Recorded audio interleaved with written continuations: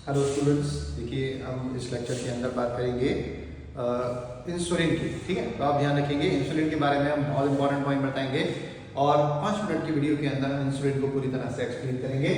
तो आप ध्यान रखेंगे इंसुलिन क्या होता है। इंसुलिन एक हार्मोन है जो बेसिकली कहाँ से रिलीज होता है। इंसुलिन इज ए हार्मोन जो कहाँ से रिलीज होता है, ये रिलीज होता है पेनक्रियास से। तो आप ध्यान रखेंगे पेनक्रियास के अंदर भी ये कहाँ से रिलीज होता है। पेनक्रियास में कुछ सेल्स के क्लस्टर होते हैं जिनको हम कहते हैं आइलेट ऑफ लैंगरहैंस। उन आइलेट ऑफ लैंगरहैंस से पेनक्रियास से ये रिलीज होता है। तो आप ध्यान रखेंगे ये रिलीज होता है आइलेट ऑफ लैंगरहैंस से रिलीज होता है।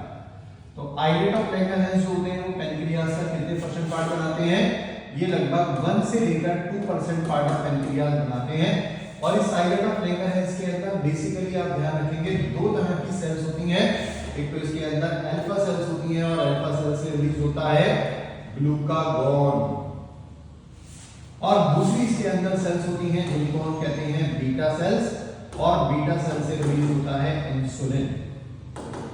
ठीक, ये दोनों टॉपिक नीट के लिए बहुत ज्यादा इंपॉर्टेंट है। आप ध्यान रखेंगे ग्लूकागॉन का काम क्या होता है, ये हमारे ब्लड में ग्लूकोज का लेवल अगर कम हो गया है तो ये इसे बढ़ाने का काम करता है। ठीक है, तो ग्लूकागॉन क्या करता है, ब्लड में ग्लूकोज के लेवल को बढ़ाता है, इसलिए इसको हम कहते हैं हाइपरग्लाइसीमिया। ये कराने वाला हार्मोन होता है। हाइपर मींस होता है ज्यादा, ग्लाइसी मींस होता है शुगर, और कीमिया मींस होता है ब्लड। तो ब्लड में ग्लूकोज के लेवल को बढ़ाता है। और आप ध्यान रखेंगे इंसुलिन क्या करता है, ये हमारे ब्लड में ग्लूकोज के लेवल को कम करता है, इसको हम कहते हैं हाइपोग्लाइसीमिया। तो ये क्या करता है, हाइपोग्लाइसीमिया। हाइपो मींस होता है कम करना, ग्लाइसी का मतलब होता है ग्लूकोज, और कीमिया का मतलब होता है ब्लड। तो ये हमारे ब्लड में ग्लूकोज के लेवल को कम करने का काम करता है, हाइपोग्लाइसीमिक हार्मोन है। आप ध्यान रखेंगे इंसुलिन जो होता है वो एक प्रोटीनेशियस हार्मोन है, और अगर ये प्रोटीनेशियस हार्मोन है तो ये बीटा सेल्स में कहां बनेगा, ये बनेगा रफ एंडोप्लाज्मिक रेटिकुलम पर। बनाने के बाद में इसका मॉडिफिकेशन कहां पर होगा, मॉडिफिकेशन का मतलब आप समझ सकते हैं कि इंसुलिन जो होता है मैच्योर इंसुलिन के अंदर या जो प्रो इंसुलिन होती है उसमें 3 चेन होती है, ए चेन, बी चेन और सी पेप्टाइड होती है। तो ये जो ए बी सी वाला पोर्शन होता है ये रफ एंडोप्लाज्मिक रेटिकुलम पर बनता है, फिर इसको गोल्गी कॉम्प्लेक्स के अंदर भेजा जाता है जहां पर इसके अंदर से सी पेप्टाइड को रिमूव कर दिया जाता है, और ए और बी चेन जो होती है इंसुलिन की, इन दोनों को डाइसल्फाइड बॉन्ड से जोड़ दिया जाता है। इनके अंदर जो बॉन्ड्स होते हैं आप ध्यान रखेंगे कौन से होते हैं, डाइसल्फाइड बॉन्ड होते हैं। इंसुलिन का काम क्या है, ब्लड में ग्लूकोज के लेवल को कम करना। तो लास्ट ईयर में नीट में क्वेश्चन आया था, क्या क्वेश्चन था कि इंसुलिन हार्मोन हम किसी पेशेंट को ओरली दे सकते हैं या नहीं दे सकते। ठीक है, तो आप ध्यान रखेंगे insulin is a proteinaceous hormone, और जो प्रोटीन होता है वो हमारे स्टमक में जाकर उसका ब्रेकडाउन हो जाता है और टूट जाता है वहां पर। ठीक है, तो इसलिए किसी भी इंसुलिन को हम क्या कर सकते हैं, उसको हम ओरली नहीं दे सकते। इंसुलिन को हमेशा कैसे इंजेक्टेबल फॉर्म में दिया जाता है, और उसको भी कहाँ लगाया जाता है, स्किन के नीचे लगाया जाता है। इसलिए हम कहते हैं इंसुलिन सबक्यूटेनियस हार्मोन की फॉर्म में दिया जाता है, ब्लड में ग्लूकोज का लेवल को कम करता है। अच्छा, कैसे कम करता है ब्लड में ग्लूकोज के लेवल को, तो इंसुलिन का मॉलिक्यूल जो होता है वो सेल्स की सरफेस पर GLUT4 रिसेप्टर होते हैं, उनको एक्टिवेट करता है और ब्लड के अंदर से ग्लूकोज को सेल्स के अंदर भेज देता है। ये ब्लड में से एक्स्ट्रा ग्लूकोज को लीवर के अंदर भेजता है और वहां पर ग्लाइकोजन की फॉर्म में उसे स्टोर करा देता है।